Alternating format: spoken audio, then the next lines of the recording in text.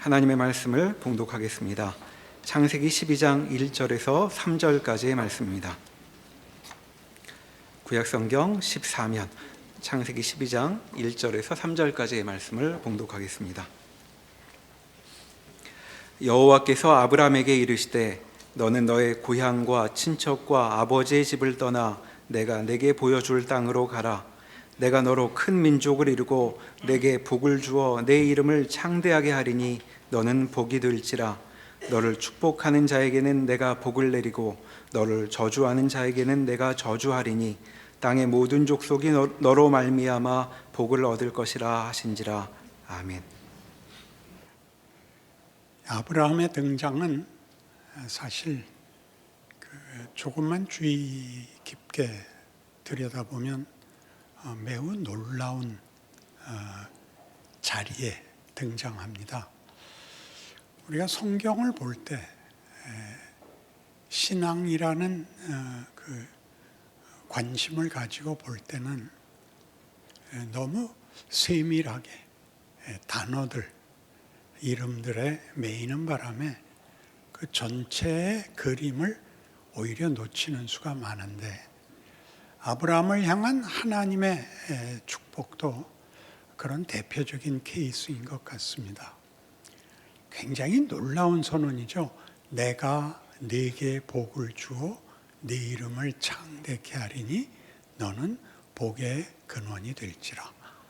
너를 축복하는 자에게는 내가 복을 내리고 너를 저주하는 자에게는 내가 저주하리니 땅의 모든 족속이 너를 인하여 복을 얻을 것이니라 라는 놀라운 말씀인데, 이게 어느 자리에서 등장했느냐 하는 것을 조금 살펴보면 우리의 놀라움은 더 커질 수밖에 없습니다.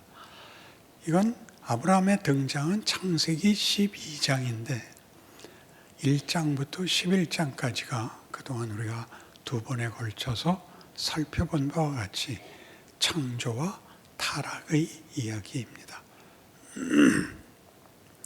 하나님의 창조는 무엇을 만드실 때마다, 특별히 생물을 만들 때마다, 그리고 사람을 만들었을 때 가장 크게 이런 축복으로 되어 있죠.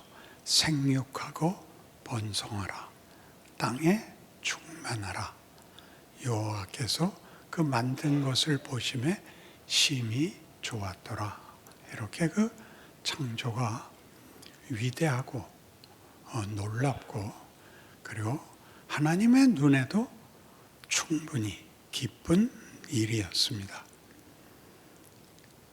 그런데 이 인간을 만들 때에는 우리가 우리의 형상을 따라 우리의 모양대로 만들자라고 해서 다른 생물과 달리 인간은 특별한 존재로 지으심을 받는데, 그 지으심에 대해서도 하나님은 가장 기쁨과 만족을 표하셨죠.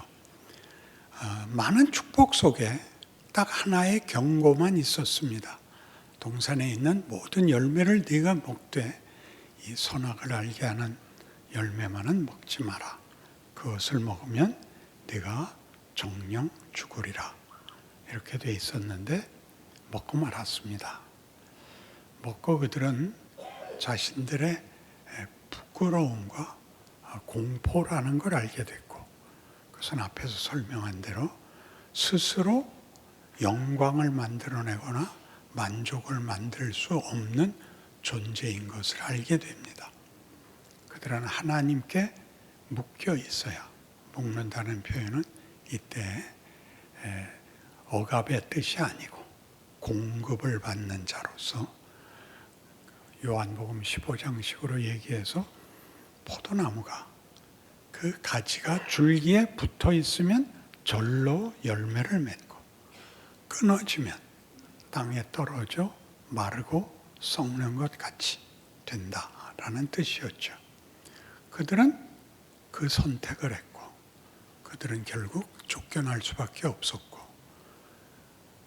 하나님으로부터 생명의 공급을 받지 못하자 생명이 만들어내는 어떤 자랑도, 어떤 아름다움도 만들지 못할 뿐 아니라 마르고 썩는 현상, 살인이 일어나고 공포가 일어나고 도망을 가야 되고 성을 쌓아야 되고 모두가 모두에 대하여 두려움과 외로움 속에 살아야 되는 현실이 되었다. 심지어 그들은 900년 이상을 살지만 다 죽음으로 끝나고 말았다. 그들의 인생은 결국은 하나님의 아들들이 사람의 딸들을 좋아하는 것으로, 이 표현은 영적인 표현입니다. 하나님과의 관계에서의 존재론을 잃고 사람이 홀로 가지는 존재론으로 격화되었다라는 뜻입니다. 그래서 하나님께서 그들을 다 멸하기로 하십니다. 노아 홍수가 일어나죠. 노아 홍수는 우리가 쉽게 생각하는 벌을 받는, 심판을 받는 그런 간단한 문제가 아니라 하나님이 이렇게 외치시는 것입니다. 나는 너희를 이렇게 만들지 않았다. 내가 너희를 만들 때는 영광과 존귀를 목적했는데 너희가 스스로 비참한 상태로 떨어져서 나는 이것을 두고 볼 수 없다. 그것이 노아 홍수입니다. 노아 홍수가 그래서 모두를 심판하여 없애버리는 것이 아니라 하나님의 당신의 창조에 대한 타협할 수 없는 목적의 의지를 가지고 있음을 분을 내는 것으로서, 그래서 다 멸하는 것이 아니라 노아와 그 가족을 남긴 것 같이, 그리고 그 후손들 속에서 바벨탑을 쌓는 반항에 대해서도 그들을 다 없애는 것이 아니라 흩어버리고 마는 것은 하나님이 말 안 듣는 인생들에 대하여 죽여버려서 없애버려서 답을 방식이 아니라 이제 아브라함에게 하는 약속이 그 내용을 가진 것 같이, 나는 내가 너희를 만들 때 가졌던 하나님의 영광의 꽃이 되며 너희의 존귀한 신분과 지위로만 나는 하나님 된 것을 이루어야 말겠다라는 선언으로 터져 나오는 것입니다. 그러니까 기독교는 제일 많이 여러분이 조심하셔야 되는 것이, 착하게 살면 그 보상을 받고 잘못하면 벌을 받는 간단한 보상의 종교가 아니라 하나님이 창조주로서 인간의 존재와 운명과 내용에 대해서 책임을 지겠다, 그 목적을 이루어야 말겠다라는 하나님의 의지와 약속에 관한 것이라는 것을 기억해야 합니다. 이런 일들은 사실 종교라는 것을 인간이 가지는 일반 종교에서 가지는 식으로는 도저히 이해할 수 없는 것이죠. 그러나 현실에서도 보다시피 여러분이 예수를 믿고 착하게 살아도 여러분 일상에서 보는 바와 같이 보상은 쉽게 내려오지 않습니다. 하나님은 왜 열심히 사는 우리에게, 믿음을 지키는 우리에게 그 보상을 하시지 않는가라는 것은 사실은 숙제거리 중에 제일 골치 아픈 것입니다. 우리가 작년에 신약 공부를 하는 동안에 매번 가장 큰 본문은, 신약을 이해하는 본문은 에베소서 1장 3절에서 6절이었습니다. 찬송하리로다.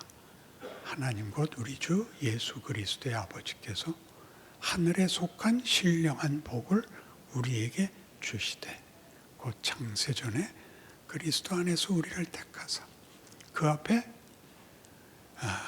흠이 없고 거룩하게 하시려고 그 기쁘신 뜻을 따라 그의 아들로 인하여 사랑 가운데서 우리를 자녀로 삼으시고 우리에게 그리스도 안에서 거저 주시는 바 그의 은혜의 영광을 찬송하게 하려는 것이라.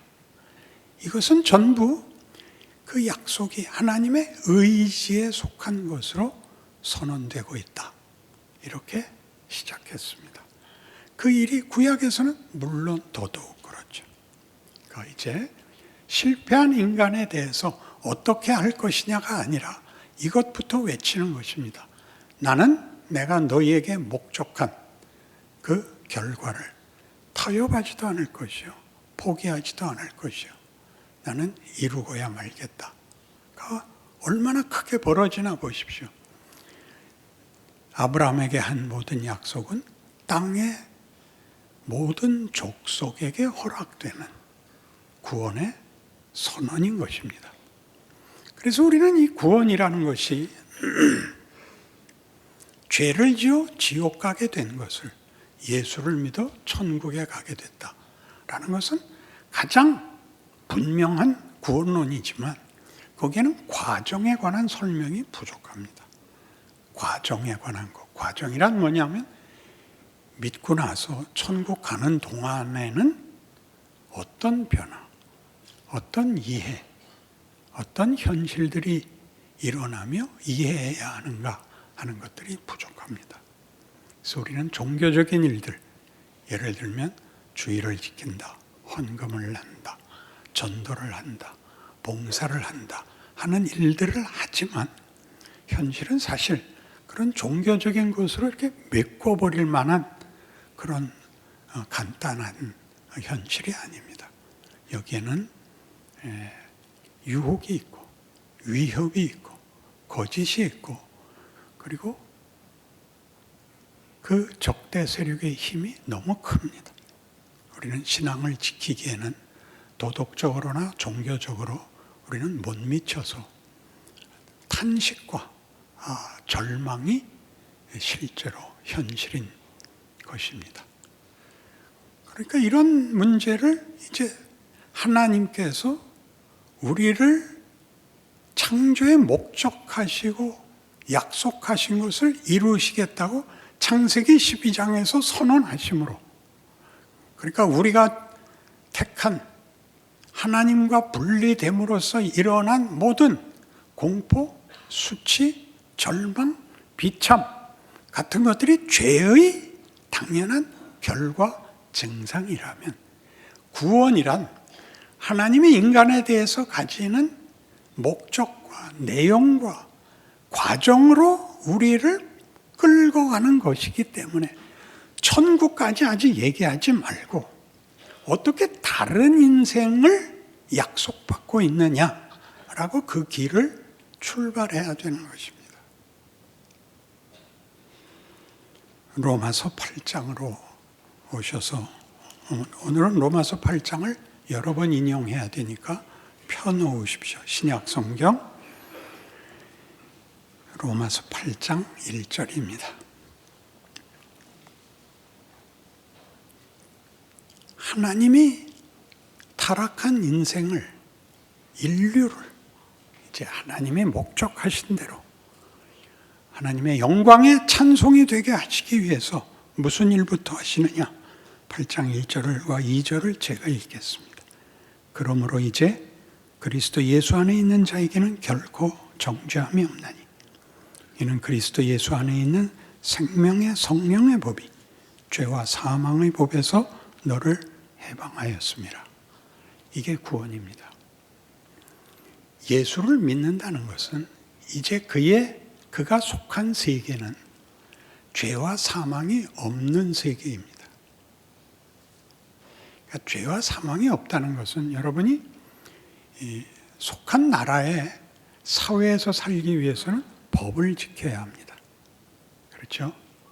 그 법은 인정사정 없는 것이죠. 그 규칙에 따라서 상이든 벌이든 내려져야 하는데 가족이라면 어떻습니까? 가족은 법과는 관계가 다르죠.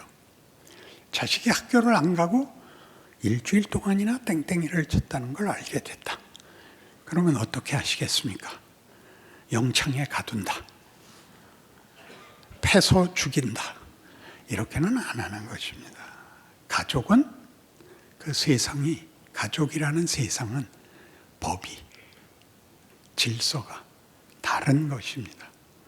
그러니까 하나님과 분리됨으로써 생겼던 생명에서 끊어진 자가 가질 수밖에 없었던 결과, 수치, 공포, 절망의 세계 질서에서 예수 안에서는 무엇을 만드냐 하면 예수께서 사망의 자리까지 따라 들어오심으로 사망이라는 곳에도 하나님이 들어오사, 사망이란 하나님 없는 곳이거든요.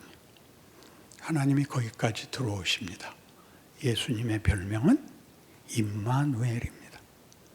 거기까지 들어오심으로 사망이 힘을 쓸 수가 없습니다.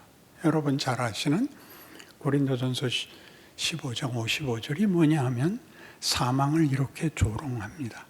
사망아, 너의 이기는 것이 어디 있느냐? 사망아, 너의 쏘는 것이 어디 있느냐? 사망에 쏘는 것은 죄요. 죄의 권능은 율법이라. 예수 그리스도로 말미암아 우리에게 승리를 주시는 하나님께 내가 감사하노니 그러므로 내 사랑하는 형제들아 견실하며 흔들리지 말고 주의 일에 더욱 힘쓰는 자들이 되라. 이는 너희 수고가 주 안에서 헛되지 않음이라. 이게 무슨 말인지 아시겠어요? 사망을 조롱해요. 사망은 존재가 소멸되는 것, 가치가 하나도 없는 것입니다. 그런 것이 있을 수 없는 질서, 세상 속에 들어오는 것이 구원입니다.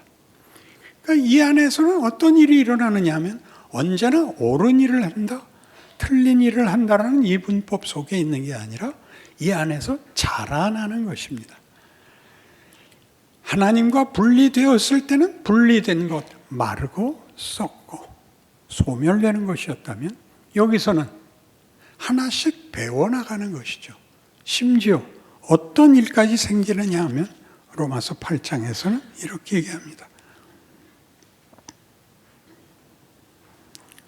로마서 8장 14절 무릇 하나님의 영으로 인도함을 받는 사람은 곧 하나님의 아들이라. 너희는 다시 무서워하는 종의 영을 받지 아니하고 양자의 영을 받았으므로 우리가 아빠, 아버지라고 부르짖느니라. 성령이 친히 우리의 영과 더불어 우리가 하나님의 자녀인 것을 증언하시나니 자녀이면 또한 상속자, 곧 하나님의 상속자요. 그리스도와 함께한 상속자니 우리가 그와 함께 영광을 받기 위하여 고난도 함께 받아야 할 것이니라. 그러니까 세상에 있는 다른 종교들은 다 신이 공포입니다. 신이 신대접을 받는 이유는 신이 벌을 줄 수 있기 때문입니다. 그러나 기독교는 다릅니다. 기독교는 벌을 주겠다는 게 아니라 벌을 받을 만한 것으로도 우리를 길러내겠다는 것입니다. 우리를 길러내겠다는 것입니다. 왜 그러면 그런 실패하거나 잘못할 것들을 다 없앤 그런 환경 속에 불러들이지 않고 그 안에서 고난을 받게 하시는가? 우리가 커야 되기 때문입니다. 어떻게 커야 되죠? 아버지의 상속자가 되어야 합니다. 아버지의 상속자가 된다는 것은 아버지와 동등한 지위로까지 키워져야 한다고 얘기합니다. 이건 다른 종교에는 없는 겁니다. 다른 종교에서는 신과 인간은 뚜렷이 그 계급이, 지위가 분리되는데 기독교만은 끌어당겨서 하나님은 우리와 사랑을 나누자, 믿음을 나누자, 기쁨을 나누자, 너희는 나의 영광의 꽃이 되라, 이렇게 말하는 것입니다. 그러니까 여러분의 인생 속에서 어려움이 왜 생기느냐 하면 하나님이 그의 자녀를 만들어내기 위해서 여러분을 죄와 사망의 질서 속에 보내기 때문입니다. 세상은 아직도 죄와 사망이 그 진리입니다. 세상 사람들은 공포를, 유혹을, 절망을 자폭으로 견디는 수밖에 없습니다. 잡아먹든가 잡아먹히든가 그 서로 으르렁거리고 버텨내야 됩니다. 왜 이 속에 우리를 가두었을까요? 보라는 것이죠. 저게 인간이 맞냐? 저렇게 사는 것이 인간이 맞냐? 네 생각에 으르렁거리고 간신히 자리를 지키다가 죽어버리고 마는 그런 인생을 사는 것이 인간의 존재론이라고 생각하냐? 라고 묻는 것입니다. 인간이란 저거보다 더 나아야 될 것 아니냐? 어떻게? 왜 하나님의 아들은 오셔서 그가 뭐든지 할 수 있었는데 죽은 자도 살리고 바다도 잠잠게 하고 문둥병자도 고치고 자신도 무덤에서 부활하실 수 있었는데 왜 그는 친히 말하기를 나는 섬김을 받으러 온 것이 아니라 섬기러 왔다라고 선언을 하셨을까? 우리는 이 신에 대하여 항복하는 것이죠. 신에게 내 현실의 필요를 공급받기 위해서 신에게 무엇인가를 드려 내 필요를 채운다 합시다. 그 필요는 다 뭐죠? 보복이죠. 보복. 분노. 원한을 푸는 것 외에 우리의 상상력의 인간의 최고의 수준이라는 것은 사망을 극복하고 죽어도 좋다라고 얘기할 수 있는 내용은 없는 것입니다. 여기가 기독교입니다. 그래서 하나님은 우리를 너희는 절대 포기될 수도 타협할 수도 그리고 외면할 수도 없는 인생을 살게 됐다. 봐라. 어떡할래? 이렇게 우리를 기르고 있습니다. 우리 탕자의 비유에서도 나왔는데 잘못 읽어내는 부분이죠. 둘째 아들이 자기 유산을 달라 그래서 다 쓰고 왜 다 쓰죠? 소모되기 때문입니다.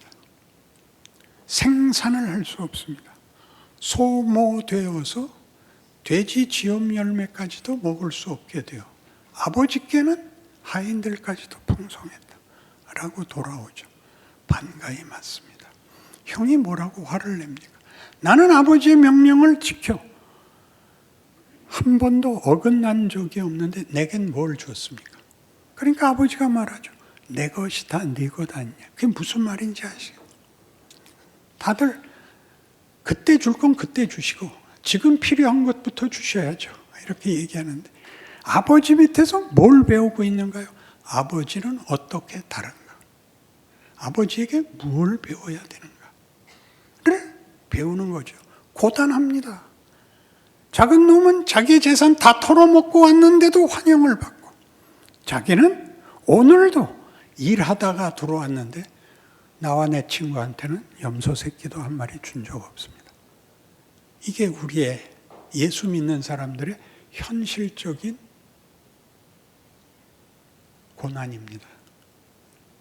여러분, 멋있는 사람이 되어야 한다는 것은 성경이 그 아들을 보내면서부터, 아니 여기 아브라함에게서부터 우리는 하나님이 복 주시는 대상이며 우리로 인하여 모두가 복을 받게 할 증인이요 빛이요 생명인 것입니다. 이게 여기서 터져 나오는 것을 기억하셔서 여러분의 생애가 예수를 알게 되었다면 여러분은 생명과 성령의 법이 죄와 사망의 법에서 여러분을 구원한 존재라는 것을 늘 기억해야 합니다. 이 일은 만만치 않습니다. 왜냐하면 이 세상을 살려면 성경만 가지고는 안 되는 게 현실입니다. 쉽게 보였단 잡아먹힙니다. 이 실력이 느는 데는 적지 않은 시간이 걸립니다. 어디까지 와야 되냐 하면 죽음이 눈앞에서 어른거려야 알게 됩니다. 그게 저는 70이라고 생각을 합니다. 아직 많이 남으셨죠? 젊어서는 버티고 이기는 것이 전부인 줄 아는데 나이가 들어 병들고 죽음을 수긍해야 되는 지점에 오면 죽어도 좋은데 가치와 명예가 있어야 되겠다라는 생각이 비로소 크게 들어옵니다. 죽어도 된다. 나는 이렇게 살았다. 나는 이런 존재다. 라는 데까지 와야 됩니다. 거기가 하나님이 우리에게 요구하는 것입니다. 예수님은 아까도 얘기한 것 같이 죽은 자도 살리시고 오병이어의 기적도 있고 나환 자도 살리시지만 그는 그것으로 자기의 생애를 고난에서 면제받지 않습니다. 제자들의 요구에 대답을 이렇게 하셨죠. 나는 섬김을 받으러 온 것이 아니라 섬기러 왔다. 그 말을 알아듣는데 평생이 걸립니다. 그 가는 과정에서 여러분은 말할 수 없는 갈등을 겪어야 합니다. 예수 믿는 것만으로는 못 살겠다. 그거 하나님이 기다려 주십니다. 괜찮습니다. 근데 그거를 윤리 도덕적으로 두 개로 나눠서 잘못한 것이 없으면 그만인 것이 아니라 잘해 나가야 된다는, 믿음 안에서 커야 된다는, 인간이란 이래야 된다는 것을 여러분이 감각을 갖고 있지 않으면, 그 목적지를 놓치고 있으면 늘 여러분은 가장 간단한 신앙 행위와 회개로 일관하게 됩니다. 그것보다 커야 됩니다. 하루가 달라야 되고 1년이 달라야 됩니다. 조금씩 클 수밖에 없습니다. 그래서 여기 성경은 놀라운 선언을 하는데 28절 오시면 우리가 알거니와 하나님을 사랑하는 자 곧 그의 뜻대로 부르심을 입은 자들에게는 모든 것이 합력하여 선을 이루느니라. 여기서 모든 것은 뭘까요? 어떤 위협이나 시험 더 있습니다. 자폭까지도 일어납니다. 사람이 훌륭하게 될 때는 좋은 조건으로 되는 것보다 나쁜 것으로 되는 적이 더 많습니다. 누가 그걸 뒤집느냐? 하나님이 뒤집으십니다. 그 앞에는 뭐가 있었냐면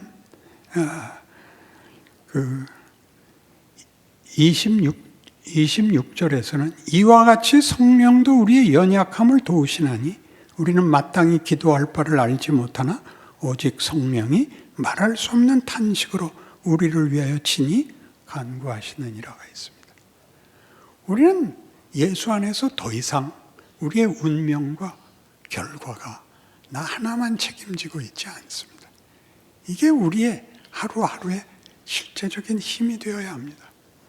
여러분이 마음의 절망으로 느낄 때, 이 이상은 더 이상 소망이 없다고 느낄 때 여러분이 하나님까지 붙들고 쓰러지지 마십시오. 여러분이 쓰러져도 하나님이 여러분을 붙들고 있다는 것. 오늘은 울어라. 내일은 내가 새 힘을 주마. 라고 우리의 평생을 지키십니다. 그래서 29절과 30절을 우리 같이 읽읍시다. 하나님이 미리 아신 자들을 또한 그 아들의 형상을 본받게 하기 위하여 미리 정하셨으니 이는 그로 많은 형제 중에서 맏아들이 되게 하려 하심이니라. 또 미리 정하신 그들을 또한 부르시고 부르신 그들을 또한 의롭다 하시고 의롭다 하신 그들을 또한 영화롭게 하셨느니라. 여기 이제 하나님의 예정론이 나오는데 하나님께서 우리 인류에 대하여 여러분 각각에 대하여 이름을 기억하시며 여러분을 목적까지 데려가기 위해서 만드셨고 인도하시고 채우시고 완성하실 것입니다. 이미 불렀고 함께하여 여러분을 지키고 있어서 이 자리에 있습니다. 완성의 자리까지가 미래인데 완료형입니다.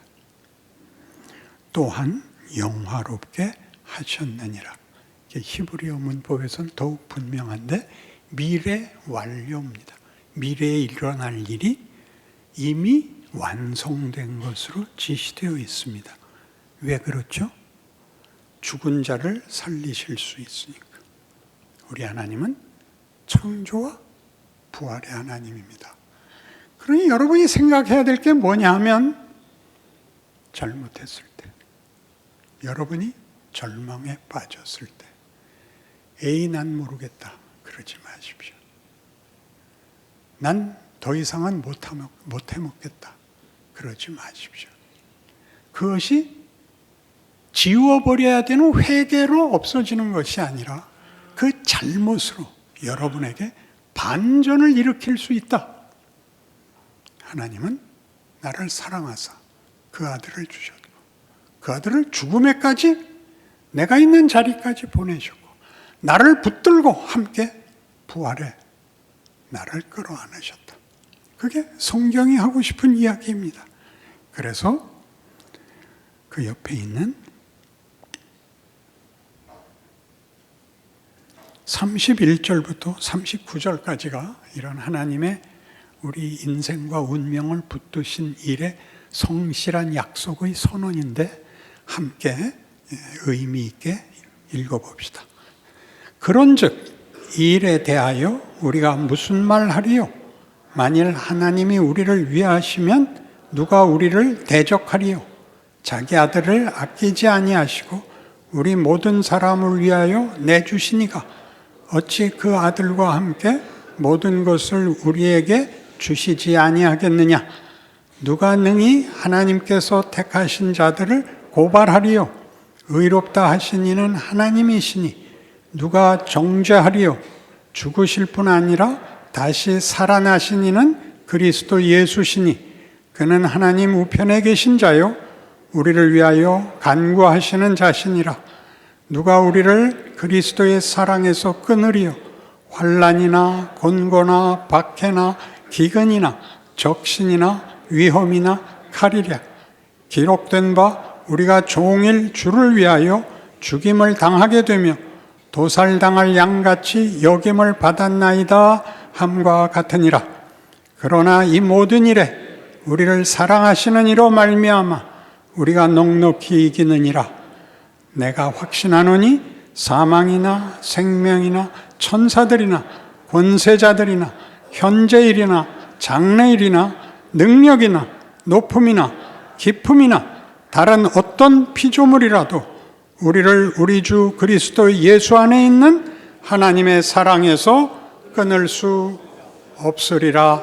아멘. 기도합시다. 하나님 아버지, 천지를 지으셨고 우리를 만드셨고 그리고 종말을 선언하셨습니다. 하나님의 창조의 완성과 영광의 충만을 선언하셨습니다. 거기에 우리가 그 대상이며 목적이며 증인입니다. 우리의 인생을 하나님의 약속 속에서 이해하여 하루하루를 전진하는, 이겨나가는 하나님만이 주실 수 있는 명예와 영광으로 채우는 우리의 인생이 되게 하여 주옵소서. 예수님 이름으로 기도합니다. 아멘.